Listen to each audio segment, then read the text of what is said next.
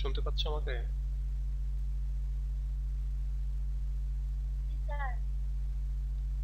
আচ্ছা, আমি শুরুই করিনি, আমি তোমাদের 10 জন হওয়ার জন্য ওয়েট করছিলাম। তো যে অবস্থা, তোমাদের গ্রুপে এতজনের মধ্যে 10 জন জয়েন করতেছে না 76 জনের মধ্যে, তো এটা হতাশাব্যঞ্জক, হতাশাজনক আর কি। আচ্ছা, সমস্যা নেই। আমাদের ওয়াস তো ঠিক আছে, সিন ঠিক আছে, 41 জন দেখতেছে, এটা 35 জন দেখছে, তারপরে আমাদের লাস্ট এটা 42 জন, ঘুরে ঘুরে 41 42 জন। বাকিদেরকে করোনার মধ্যে বিয়ে শাদী করে ফেললো নাকি সবাই? এটা 55, এটা 53। যাই হোক, সমস্যা নাই, একটু ফান করলাম। সেটা হচ্ছে, হতে পারে নেটের কোনো সমস্যার কারণে হতে পারে। দেখো আজকে আমি গতদিনে তোমাদের ব্রিফ কোশ্চেনের যে কোশ্চেনগুলো দিয়ে দিয়েছি, ওই কোশ্চেনগুলো আশা করি তোমরা ওইটা পড়ে নিতে পারবে। কিছু কোশ্চেনের অ্যান্সার তোমরা যদি খুঁজে না পাও, কোথাও হয়তো খুঁজে পেলে না, তোমরা গ্রুপে ওটা পোস্ট করবে। কেউ যদি খুঁজে পাও তাহলে সেখানে সে কমেন্ট করে ওটা জানিয়ে দেবে। আর একেবারেই যদি না পাও তাহলে আমাকে বলিও, ইনশাল্লাহ আমি দিয়ে দেবো। হুম, এটা হয়তো গ্রুপে পোস্টটা করে আমাকে তুমি হচ্ছে করবা, মেনশন করবা। আমাকে মেনশন করলে আমি জেনে ফেলবো এবং তখন আমি ওইটা তোমাদেরকে দিয়ে দেবো। আচ্ছা, একটা জিনিস দেখো, আজকে আমরা আমাদের যে সাজেশনটা দেখছিলাম,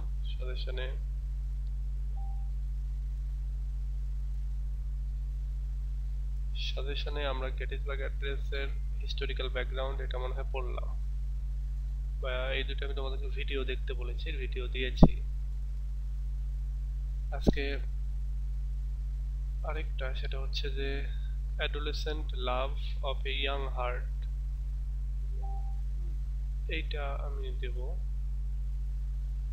এইটারও বলবো ভিডিও দেখতে, এবং আমরা আলোচনা করবো হচ্ছে আমাদের শর্ট কোশ্চেন। ভিডিওটা এই জন্য দেখতে বলছি, আমরা সময় বাঁচানোর জন্য। এগুলো তো এই গ্রুপে অলরেডি আমরা আলোচনা করেছি, আর যদি আমরা একটু সময় বাঁচাতে পারি। ওরে বাবা রে।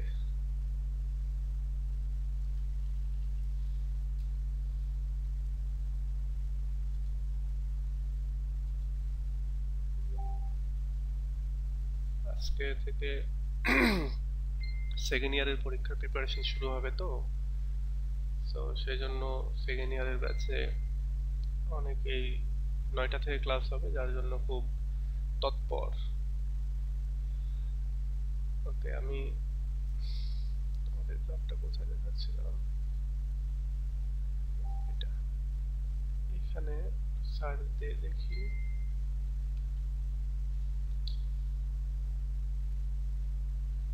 আচ্ছা, এই দেখো, লাভ থিম ইন আরবি, রোম্যান্স, আইডিয়ালাইজড লাভ, অ্যাডোলেসেন্ট লাভ। এই ভিডিওটা আমি তোমাদেরকে দেখতে বলবো ব্রড কোশ্চেনের জন্য। আর সাথে আমি আমাদের যেটা শুটিং অ্যান এলিফ্যান্ট, সেই শুটিং অ্যান এলিফ্যান্ট থেকে আমরা যে শর্ট কোশ্চেনগুলো পার্ট বি এর, সেগুলো আলোচনা করব। আমি এখানে তোমাদেরকে মেনশন করি।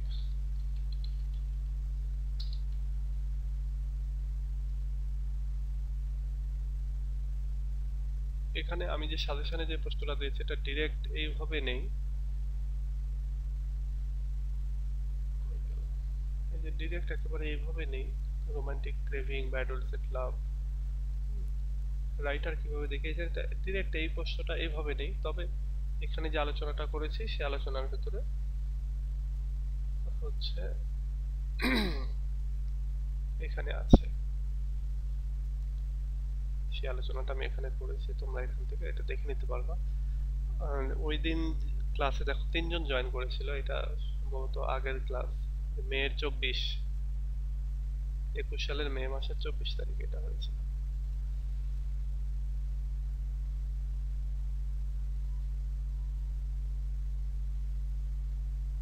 ওকে, এটা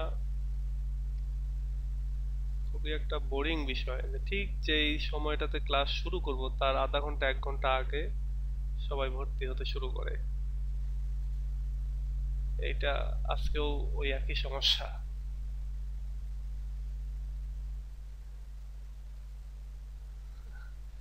আচ্ছা, ওকে, আমি তাহলে আজকে তোমাদের সাথে এই জিনিসটা নিয়ে আলোচনা করব, সেটা হলো আমাদের যে সাজেশন, সেই সাজেশন থেকে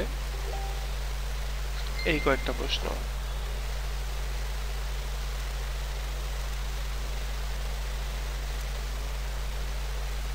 এই কয়েকটা প্রশ্ন, এই 4টা প্রশ্ন, এই 4টা প্রশ্ন এই জন্য এখান থেকে এভাবে দেয়া যে এখান থেকে আমাদের একটা দুইটা প্রশ্ন কমন পড়বেই।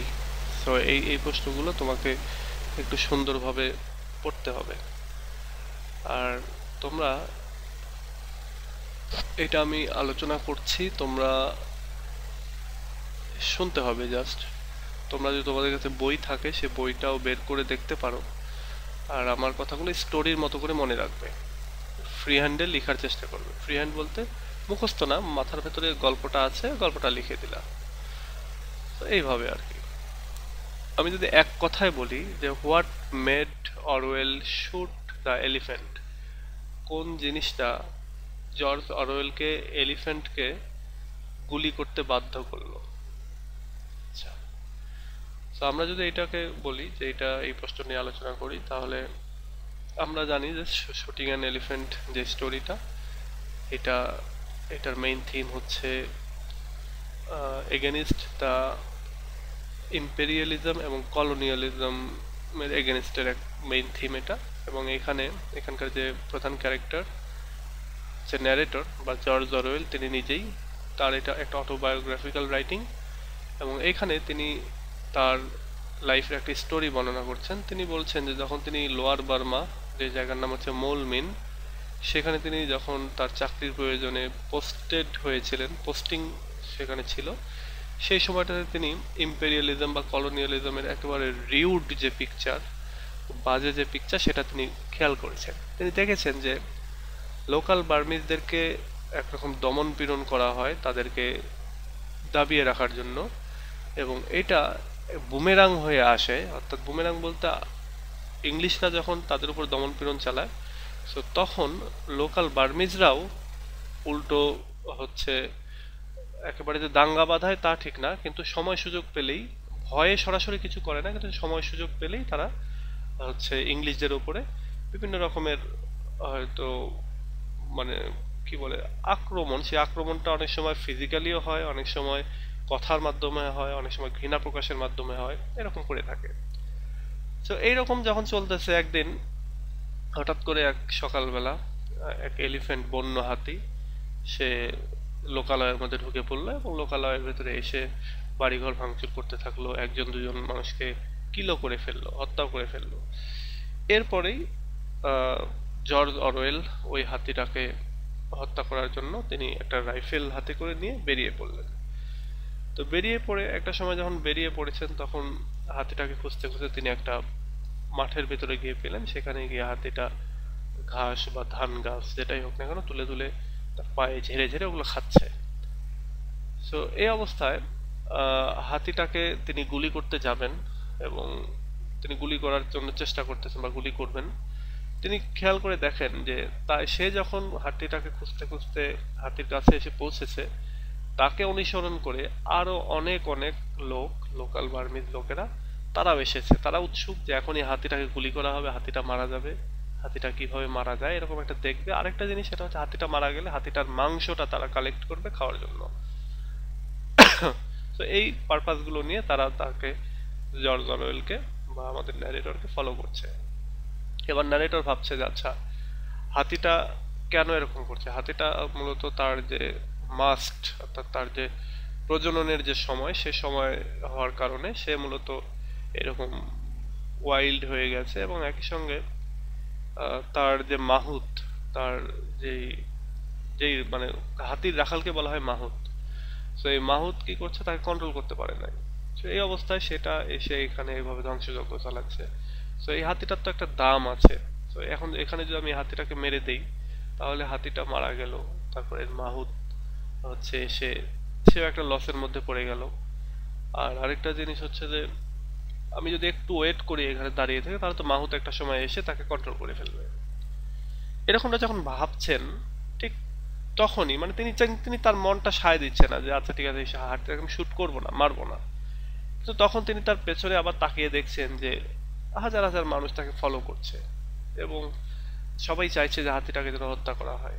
এরকম একটা প্রেশার তিনি নিজের ভিতরে ফিল করছেন যে এখন যদি আমি এখান থেকে ব্যাক করি তাহলে তারা আমাকে কাপুরুষ ভাববে, তারা আমাকে আমার প্রতি আরো ঘৃণা প্রদর্শন করবে।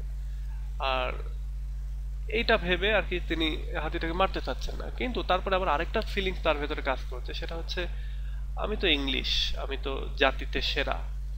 তো আমি যদি এখন এখান থেকে ব্যাক করি তাহলে তো মানুষ হাসাহাসি করবে, ঘৃণা প্রকাশ করবে আমার প্রতি। আর আমি তো একজন সাহেব মানুষ, এই সাহেব মানুষ হয়ে কি এই কাজটা করতে পারি?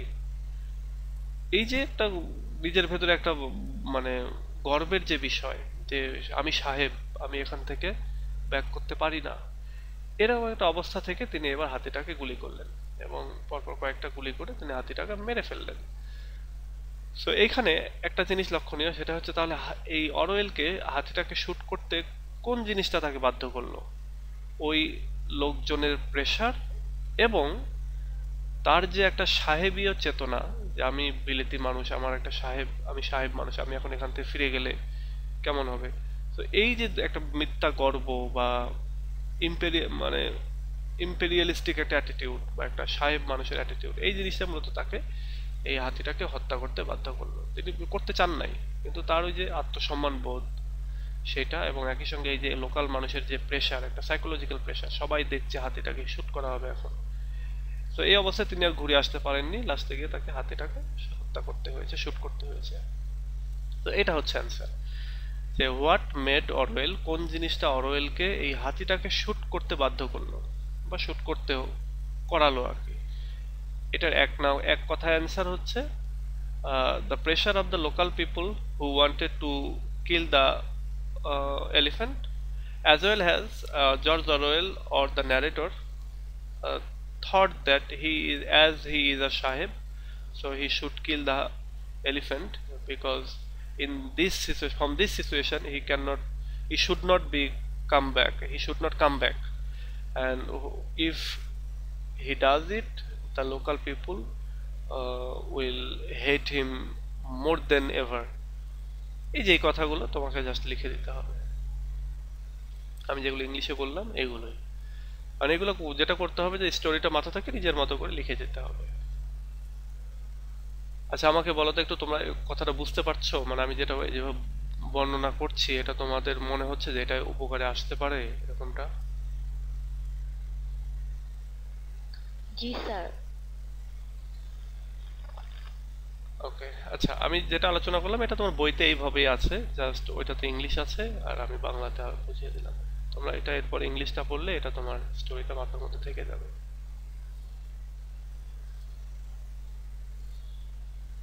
ওকে, এবার দেখো আরেকটা আছে যে I was stuck between my hatred of the empire I serve.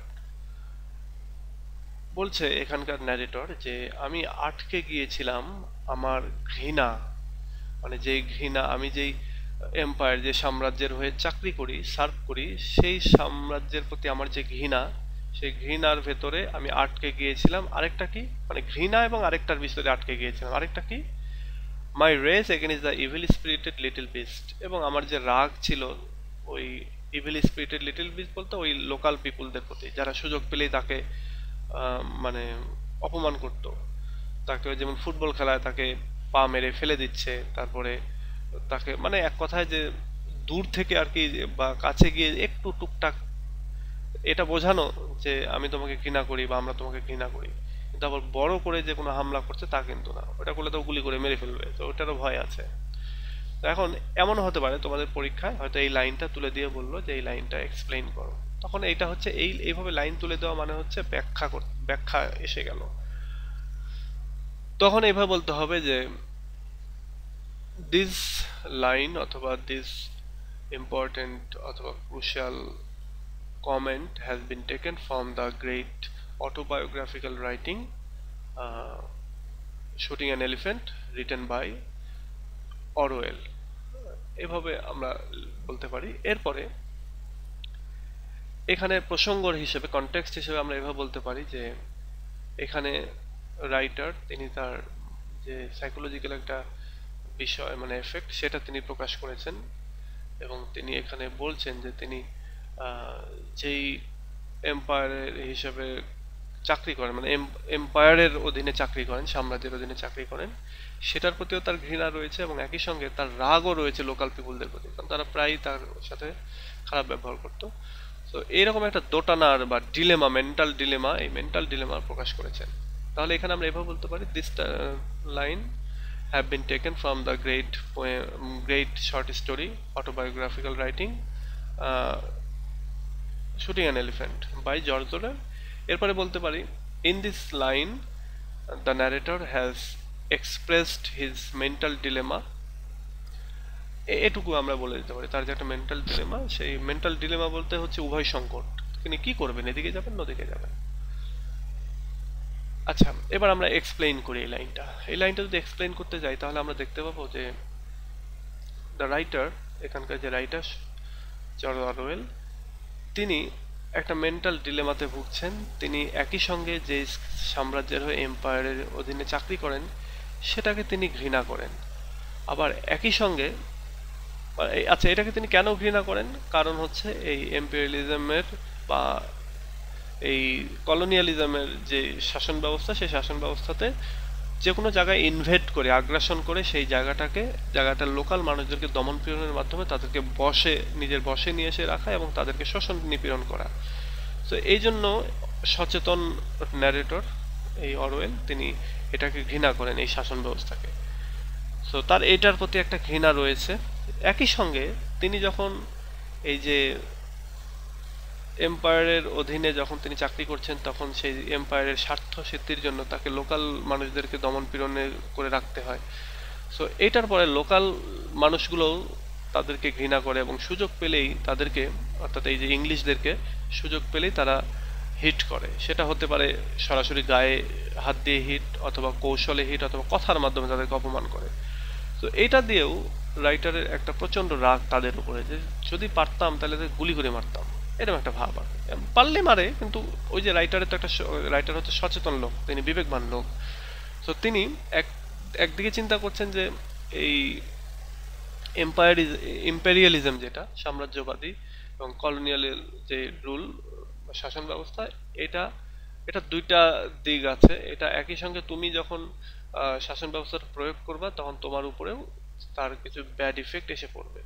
তো এইখানে এই অবস্থায় সচেতন হিসাবে জর্জ অরওয়েল বা আমাদের ন্যারেটর তিনি একটা মেন্টাল ডিলেমায় ভুগছেন। তিনি ভাবছেন যে চাকরি ছেড়ে দেব, নাকি এই যে আমার যে একটা রাগ আছে, এতদিন ধরে এরা আমাকে হচ্ছে এত অপমান অপদস্থ করেছে, আমি তাদেরকে অ্যাকশন নেব বা রেভেন্স নেব কিনা, এরকম একটা মেন্টাল ডিলেমায় ভুগছেন। এবং আলটিমেটলি তিনি হচ্ছে এই মেন্টাল ডিলেমাটা বা তার যে এই গল্পের যে স্টোরিটা সেটা সাকসেসফুল হচ্ছে ওই হাতিকে কিলিং এর যে স্টোরি সেটা। সো এটাও তোমরা বইতে পেয়ে যাবা। আর আমার এই কথার সঙ্গে জাস্ট মিলিয়ে নিও, দু একটা ইনফরমেশন জাস্ট এদিক ওদিক করে নিয়ে লিখলেই হবে।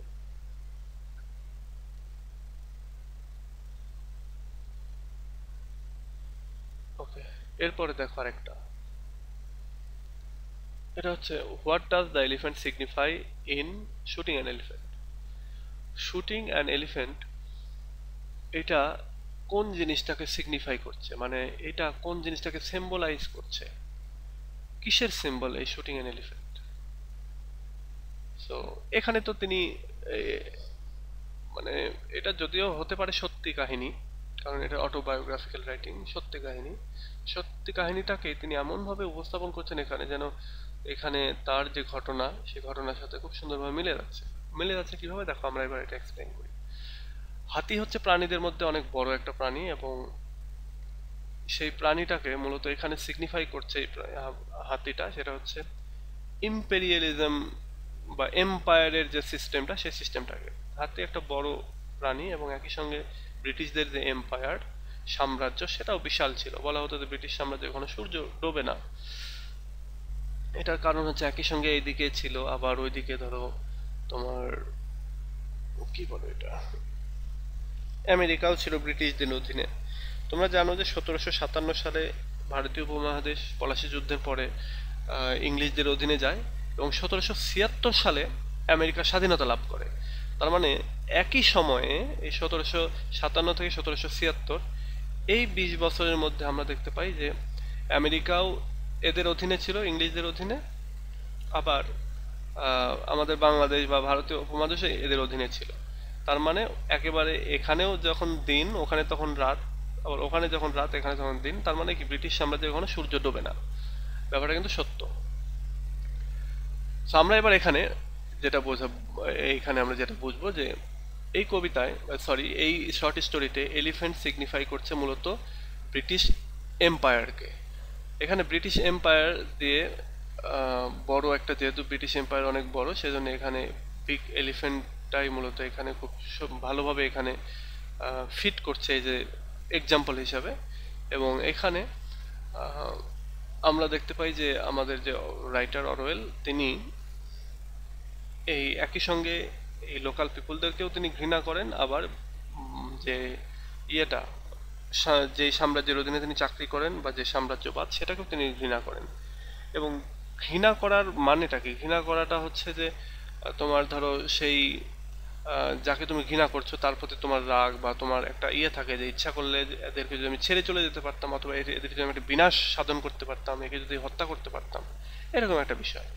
সো একটা জিনিস এখানে যে তিনি শুটিং অ্যান এলিফ্যান্টের ভেতরে জর্জ অরওয়েল বা ন্যারেটর, তিনি হাতিটাকে হত্যা করলেন ঠিক আছে, কিন্তু মনে মনে তিনি মূলত এই ব্রিটিশ সাম্রাজ্যটাকে গুলি করলেন। কারণ হাতিটার যেহেতু ব্রিটিশ সাম্রাজ্যটাকেই রিপ্রেজেন্ট করছে বা সিম্বলাইজ করছে, সো এখানে তিনি হাতিটাকে মেরে ফেললেন, মানে হচ্ছে ব্রিটিশ সাম্রাজ্যটাকেই গুলি করে মারলেন বা তার একটা মনের জ্বালা মিটল। আরেকটা বিষয়, লোকাল পিপুল তারাও চায় যে ব্রিটিশ সাম্রাজ্য যেটা আছে বা তাদের বার্মাতে যে তারা ইনভেড করে আছে, আগ্রাসন চালিয়ে আছে, দখল করে আছে, এটাও যাতে করে এটাও শেষ হয়ে যায়, এই দখলদারিত্বের যেন শেষ চলে আসে। সো এটা যাতে চলে আসে তারাও সেটা চাচ্ছে।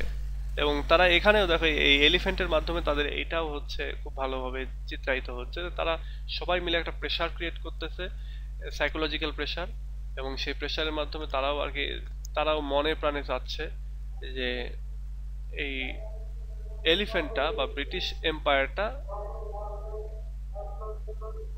সাহারিয়া। তোমার এই সমস্যাটা প্রতিদিনই হয়, মনে হয় যে তুমি মাইক্রোফোন অফ করো না।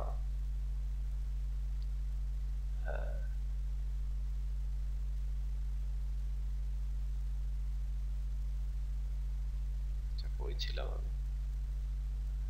আচ্ছা, লোকাল পিপুল তারাও চাচ্ছে যে এই ব্রিটিশ সাম্রাজ্যটা নিপাত যাক। ঠিক ব্রিটিশ সাম্রাজ্যটাকে রিপ্রেজেন্ট করছে যে এলিফ্যান্ট, সেই এলিফ্যান্টটাকেও তারা চাচ্ছে যে এলিফ্যান্টটা নিপাত যাক। এবং খালি নিপাতই যাক না, এলিফ্যান্টটা যখন মারা যাবে, এলিফ্যান্টের গায়ে থেকে যেন মাংসগুলো সব কেটে কেটে নিয়ে চলে যাচ্ছে, খাচ্ছে, চিবিয়ে চিবিয়ে খাচ্ছে। ঠিক একই রকম ভাবে এই ব্রিটিশ এম্পায়ারের প্রতিও তাদের একটা এই রকমের হ্যাট্রেড বা এরকমের একটা ঘৃণা, এরকম একটা বিরক্তি বোধ এরকমটা রয়েছে। সো এইখানে মূলত এই যে এলিফ্যান্টটা ব্রিটিশ সাম্রাজ্যকে বা এম্পায়ারকে যে রিপ্রেজেন্ট বা সিগনিফাই করছে, এটা পারফেক্টলি একটা সিগনিফিকেশন হচ্ছে বা সিগনিফাই করছে এটা। এটা একই সঙ্গে জর্জ অরওয়েল বা রাইটার, তিনি নিজে এইটাকে ঘৃণা করেন এবং তিনি এটাকে যেন কিল করছেন, এলিফ্যান্টকে কিল করে তিনি মূলত তার যে ইম্পেরিয়ালিজমের যে শাসন ব্যবস্থা সেটাকে কিল করছেন।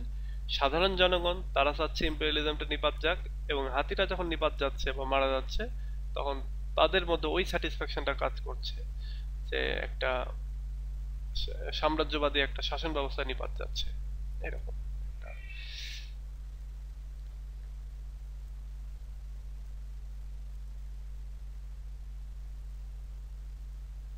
আচ্ছা, এরপর আরেকটা ইয়ে দেখো, what was the reaction among the Europeans after shooting the elephant.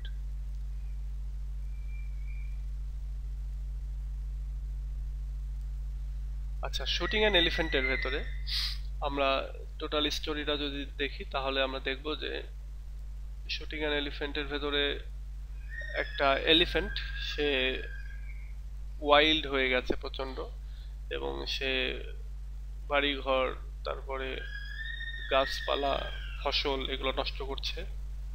এবং এরকম করতে করতে নিউজ আসলো যে শুধু এটাই করছে না, বরং সে দুইজনকে মেরেও ফেলেছে, একেবারে থেতলে দিয়েছে, একটা কুলি না দুইটা কুলিকে যেন। তো এরকম যখন খবর আসলো আমাদের ন্যারেটরের কাছে, তখন তিনি একটা বন্দুক হাতে করে নিয়ে বেরিয়ে পড়লেন যে হাতিটাকে হত্যা করবেন। তো মানুষদেরকে জিজ্ঞাসা করছে কোথায় হাতিটার কাছে, কেউ বলছে এদিকে, কেউ বলছে এদিকে। তো একটা সময় তিনি হাতিটার কাছে পৌঁছালেন, কিন্তু হাতিটার কাছে পৌঁছে তিনি দেখলেন যে হাতিটা শান্ত হয়ে গেছে, এখন সে ওই ঘাস খাচ্ছে, টান দিয়ে তুলে তার পায়ে বাড়ি দিয়ে ঝেড়ে ঝেড়ে খাচ্ছে। তো এই অবস্থায় তিনি যখন এটা দেখলেন, দেখে তিনি ভাবছেন যে আচ্ছা এই হাতিটাকে যদি আমি হত্যা করি তাহলে তো হত্যা করেই ফেললাম, এটা তো শেষই হয়ে গেল, কিন্তু এটা তো একটা দাম আছে, একটা মূল্য আছে। তো এটা মারলে তো এটার যে মাহুত বা এটার যে মালিক, তার তো একটা লস হবে বা ক্ষতি হবে। কিন্তু তারপরেও তিনি এটাকে হত্যা করলেন। এরপর এটার হত্যা করার কারণ হচ্ছে তার নিজস্ব প্রেস্টিজ বাঁচানো, এবং একই সঙ্গে হিউজ সংখ্যক যে লোকজন তাকে ফলো করছিল, যে সে এখন হাতিটাকে মারবে এরকম একটা বিষয় নিয়ে তারা যে ফলো করছিল, এই এখান থেকে একটা সাইকোলজিক্যাল প্রেশার তিনি ফিল করছিলেন, এবং ফিল করে তিনি এটাকে হত্যা করলেন। আচ্ছা, হত্যা করার পরে যেটা ঘটলো যে লোকাল বার্মিজদের ভেতরে তিনি হিরো বনে গেলেন, এবং সবাই হাতিটার মাংস মানে নিয়ে চলে গেল, মাংস খেলো। কিন্তু হাতিটাকে হত্যা করার পরে ইউরোপিয়ান ইউরোপে আর কি, বা ইংল্যান্ডে এই জর্জ অরওয়েলের প্রতি একটা আলাদা রিয়াকশন দেখা গেল। ওই সময় ওখানে ইউরোপের মানুষরা তারা চিন্তা করলো, আচ্ছা এই যে হাতিটাকে হত্যা করা হলো এটা একটা নিষ্ঠুরতার প্রকাশ, বহিঃপ্রকাশ। তো এটা আমাদের রাইটার বা ন্যারেটর ঠিক করেননি, কারণ এই যে হাতিটাকে মেরে তিনি বন্য প্রাণীর প্রতি একটা মানে বন্য প্রাণী হত্যা করে একটা বাজে দৃষ্টান্ত স্থাপন করলেন, এরকমটা আর কি তিনি বলছেন। সো এখানে একটা আইরনি আছে। আইরনিটা এরকম যে যে হাতিটা মানুষ মেরে ফেলছে, এই মানুষ মারার ব্যাপারে তাদের কোনো ইয়ে নাই, মানে ভ্রুক্ষেপ নাই বা কোনো ফিলিংস নাই।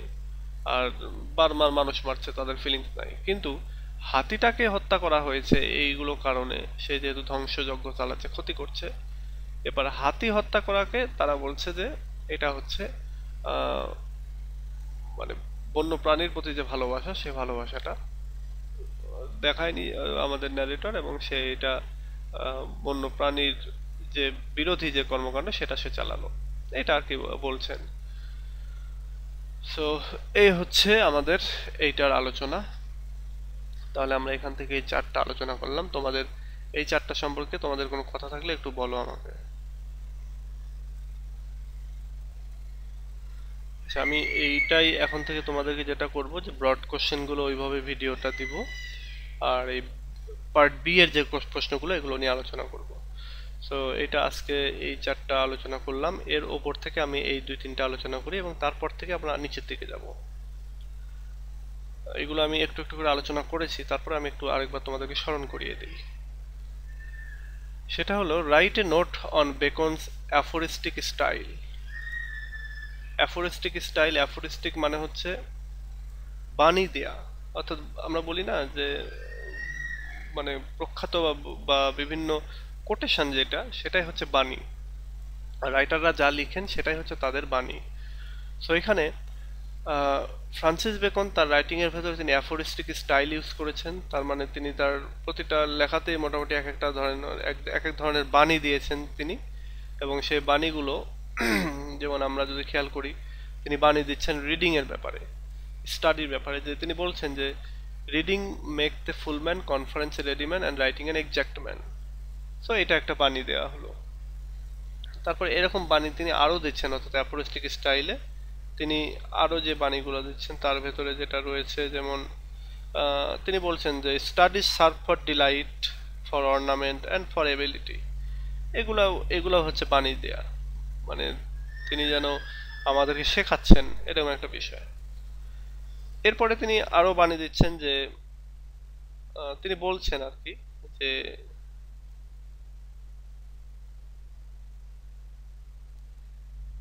বলছেন যে এক্সপার্ট ম্যান ক্যান এক্সিকিউট, যে পড়াশোনাটা এক্সপার্ট যারা, দক্ষ মানুষ যারা, তারা এটাকে কাজে লাগায়।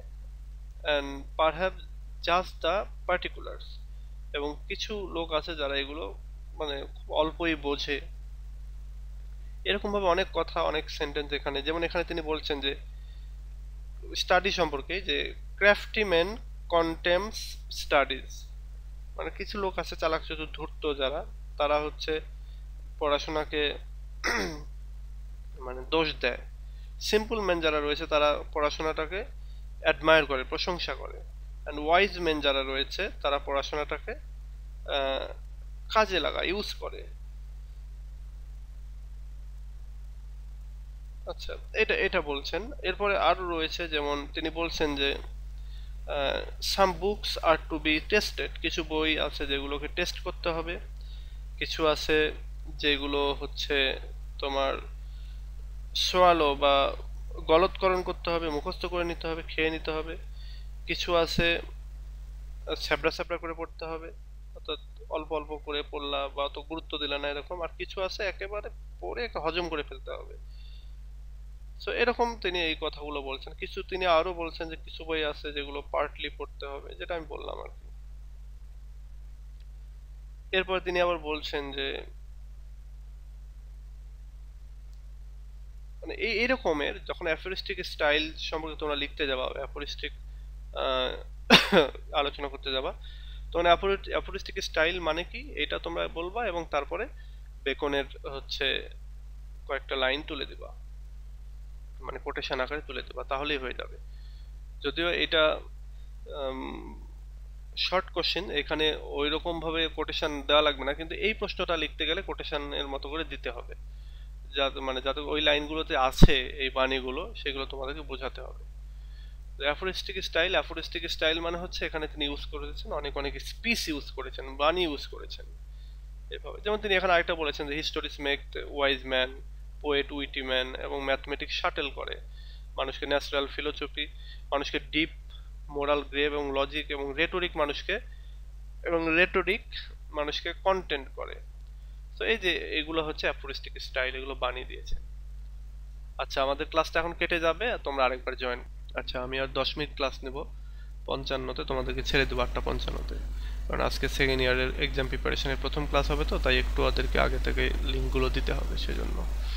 তো দেখো, আমি তোমাদেরকে যেটা বলছি সেটা হলো যে এবার আমরা আলোচনা করব এই প্রশ্নটা, যে reading make the full man, conference A ready man, and writing an exact man, elaborate this line. এটা হচ্ছে তোমার ওই ব্যাখ্যার মতো করে। So these lines have been taken from the great prose of studies written by the famous prose writer Francis Bacon.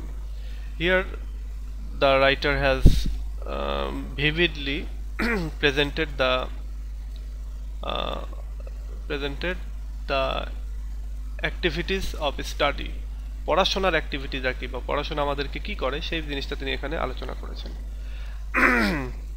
এবার আমরা যদি এটা ডিসকাস করি, তাহলে এখানে দেখো প্রথমেই বলছে reading make a full man.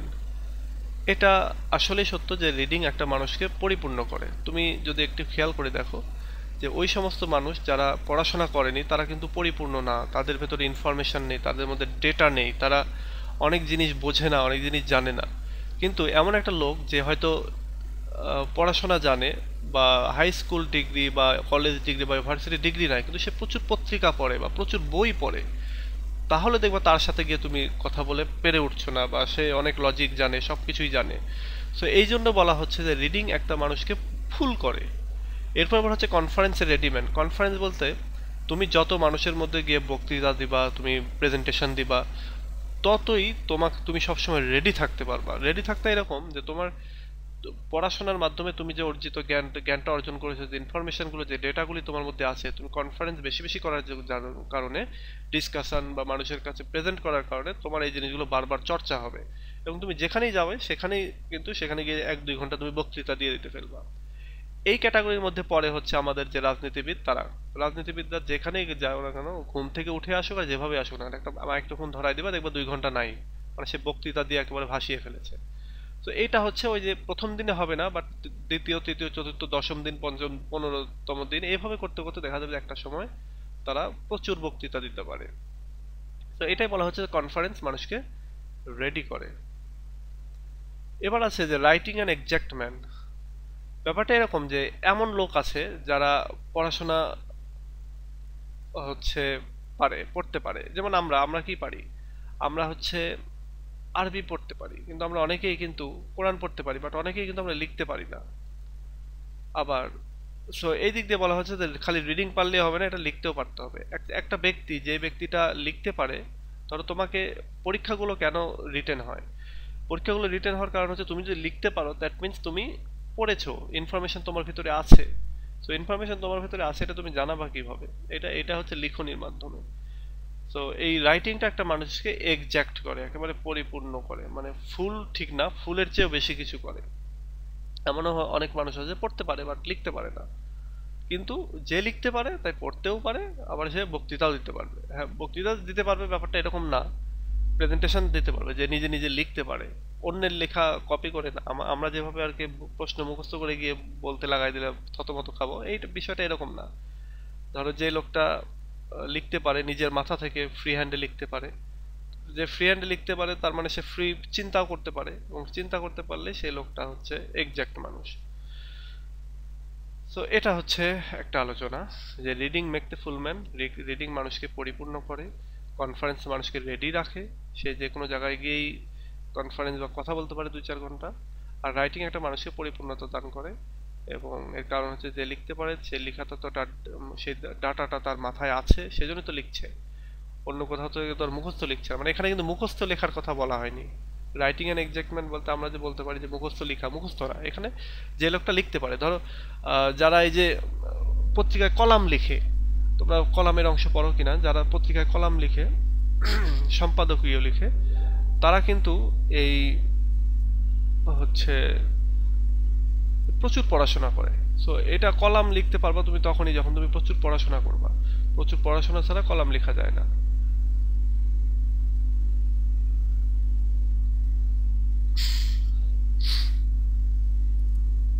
Reading skill part B A প্যারা করে লেখা যাবে কিনা? কেন যাবে না?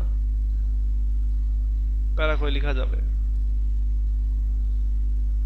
সব কিছুতেই প্যারা করে লেখা যায়। সব কিছুতেই প্যারা করে লেখা যায়, প্যারাগ্রাফেও প্যারা করে লেখা যায়। অনেক টিচার আছে বলবে যে প্যারাগ্রাফে প্যারা করে লেখা যাবে না, এক প্যারাতেই হবে। এগুলো ওল্ড চিন্তা ভাবনা, ওল্ড ধারণা। তবে আমাদের টিচারদের সংখ্যা যেহেতু ম্যাক্সিমামই ওল্ড, তো এই জন্য ওল্ডদের চিন্তা করে আমাদেরকে ওইভাবেই প্যারাগ্রাফ লিখতে হবে। অর্থাৎ প্যারাগ্রাফ আমরা একটা প্যারাতেই লেখার চেষ্টা করব, কারণ অনেক টিচার আছে যারা ওল্ড, তাদের চিন্তা ভাবনাটা ওল্ড।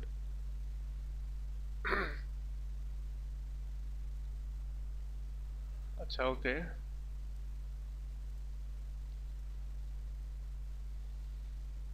আমরা এটা নিয়ে আলোচনা করলাম। এবার আমরা এটা আলোচনা করি, ওই যে কনফারেন্সে ফুল ম্যান, এইখান থেকে এই আলোচনাটাই নিয়ে আসলেই এটা হয়ে যাবে। আচ্ছা, সো তোমাদের আর কিছু বলার থাকলে বলো। আমি ক্লাসটা আজকে এখানেই শেষ করব। তোমাদের ক্লাসটা একটু শর্ট করলাম আজকে। তোমরা, আমি তো 10টায় আবার তোমাদের ক্লাস নেব। 10টা ওটা একটু দেরি হতে পারে, হয়তো 10:15 বেজে যেতে পারে। তোমরা লাইনে থেকো এবং আমি তখন তোমাদের ক্লাসটা নিব। আজকে প্রথমবার আমরা সেকেন্ড ইয়ারের সাথে এক্সাম প্রিপারেশন শুরু করছি তো, এবং সেকেন্ড ইয়ারটা একটু ভাস্ট সিলেবাস, ওখানে হিস্ট্রি অফ ইংলিশ লিটারেচার আছে, যার জন্য ওইখানে একটু সময় দিতে হবে একটু বেশি। আর আজকে প্রথম দিন এই যে এতগুলো হয়তো এখানে অনেককে আর অ্যাড করবো, এটা সেটা করতে গিয়ে একটু সময় যাবে, যার জন্য আমি তোমাদেরকে আজকে একটু 10-15 মিনিট সময় চেয়ে নিচ্ছি। তোমরা 10টা 15-র দিকে আর কি আমি তোমাদের হয়তো বা লিঙ্ক দিতে পারবো। এর আগে দিতে পারলে আগেই দিব, তবে তোমরা 10টা 15 পর্যন্ত একটু ওয়েট করিও। আচ্ছা, তো তোমাদের কিছু বলার থাকলে বলো 1 মিনিটে, আমি ক্লাসটা শেষ করে দেব। স্যার স্যার আমার আচ্ছা, স্যার হুম, এখানে হচ্ছে যে গেটিসবার্গ অ্যাড্রেস, আর হচ্ছে আই হ্যাভ এ ড্রিম, আর হচ্ছে নেলসন ম্যান্ডেলার যে একটা ইয়ে আছে, ওই তিনটা না একই লাগে। কেন একই লাগবে কেন? একটা হচ্ছে আফ্রিকার, একটা হচ্ছে আফ্রিকার, আর একটা হচ্ছে তোমার আমেরিকার। আমেরিকার তিনটা একরকম লাগলে তিনটার মধ্যে পার্থক্য আছে তো অনেক। যেমন একটা হচ্ছে যেটা গেটিসবার্গ অ্যাড্রেস, সেটা হচ্ছে আমেরিকার স্বাধীনতার পরে এখানে ইকুয়ালিটি, হ্যাঁ, এবং লিবার্টি, এই দুইটাকে মেনটেন করার জন্য দাস প্রথার বিলোপের একটা দরকার হয়। কিন্তু দাস প্রথা বিলোপের কারণে, বিলোপ করতে গিয়ে এই হচ্ছে তোমার গৃহযুদ্ধ বেঁধে যায় আমেরিকাতে। এবং সেই গৃহযুদ্ধটা বাধে আরেকটা কারণ হচ্ছে আব্রাহাম লিঙ্কন নিজে একটা ব্ল্যাক পিপল ছিলেন, কালো মানুষ। তো এই কালো মানুষের শাসন মেনে নিতে পারেনি হোয়াইটরা, এরকম একটা কারণে তাদের দেশে গৃহযুদ্ধ বাধে, সিভিল ওয়ার। তো সিভিল ওয়ার থেকেই মূলত গেটিসবার্গে এই এত লোক মারা যায় যুদ্ধে, এবং সেটা নিয়ে হচ্ছে তিনি ওখানে ওদের ওই যুদ্ধে যারা মারা যায় তাদের জন্য একটা কবরস্থান বানানো হয়, সেই কবরস্থানটা উদ্বোধন করতে গিয়ে তিনি এই স্পিচটা দেন। এবার I have a dream, I have a dream কি, এই প্রায় ১০০ বছর পর, অর্থাৎ 1860 বা এরকম সালের দিকে, আমি আর কি এক্সাক্ট সালটা আমার মনে নাই, তো প্রায় ১০০ বছর পরে এসে এই কি বলে মার্টিন লুথার কিং জুনিয়র, তিনি এসে আবার ওই করেন, এই যে ব্ল্যাক পিপুল এবং হোয়াইট পিপুলদের মধ্যে যে দূরত্ব, সেই দূরত্বটা ঘোচানোর জন্য, এটা মানুষকে বোঝানোর উদ্দেশ্যে তিনি একটা ভাষণ দেন যে আমরা আমাদের ফোর ফাদাররা যেই স্বাধীনতার যে স্বপ্ন দেখেছিল, তারা চেয়েছিল যে দেশে কোনো রকমের বৈষম্য থাকবে না, সবাই ইকুয়াল রাইটস পাবে, সেটা ধনী হোক, গরিব হোক, কালো হোক, ফর্সা হোক, সে এই পারের এই প্রদেশ হোক, ওই পারের ওই প্রদেশ হোক, যেটাই হোক না কেন সবাই ইকুয়াল রাইটস পাবে। কিন্তু আমরা এখনো সেটা দেখছি না। তো যেহেতু দেখছি না, তো আমার একটা ড্রিম আছে, আমার ড্রিমগুলো হচ্ছে এরকম এরকম এরকম, যে ব্ল্যাক পিপল এবং সাদা পিপলের বাচ্চারা একসঙ্গে খেলবে, খাবে, পড়াশোনা করবে, এরকম যে অনেক যে আই হ্যাভ এ ড্রিমের ভিতরে যা যা বলেছেন তাই। আর এইটাতে এই যে এটাকে নেলসন ম্যান্ডেলার, যেটা নেলসন ম্যান্ডেলার স্পিচের নামটা কি আমি ভুলে গেলাম।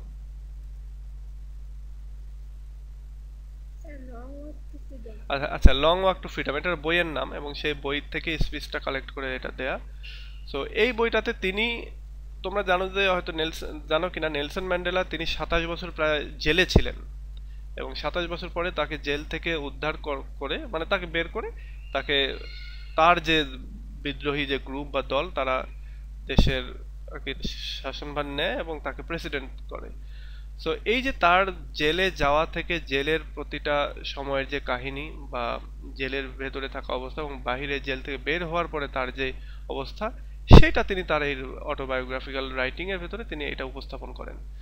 এবং সেখানে তিনি দেখিয়েছেন যে তার দেশের জনগণের প্রতি তার দৃষ্টিভঙ্গি কি, তার দেশের জনগণ কি চায়, দেশের জনগণের অনেক বিষয় তিনি উপস্থাপন করেছেন, বা তার বন্দি দশা অবস্থায় থাকায় তার সাথে কেমন আচরণ করা হয়েছে, বা এই বিষয়গুলো আর কি। এখানে আলাদা, তিনটাই আলাদা, তিনটাই একই। এটা মানে এই পার্থক্যটা গোছানোর জন্য তোমাকে যেটা করতে হবে সেটা হচ্ছে যে তিনটা একই দিনে একবারে এক জায়গায় বসে তিনটা স্টোরির সামারি পড়তে হবে, এবং একটু চিন্তা করতে হবে যে আচ্ছা এইটা থেকে এটার পার্থক্য কি, এটা থেকে এটার পার্থক্য কি, তাহলে এটা তোমার মনে থাকবে। আচ্ছা, এবার আরেকজন অর্পা, তুমি কি যেন বলতে চেয়েছিলে?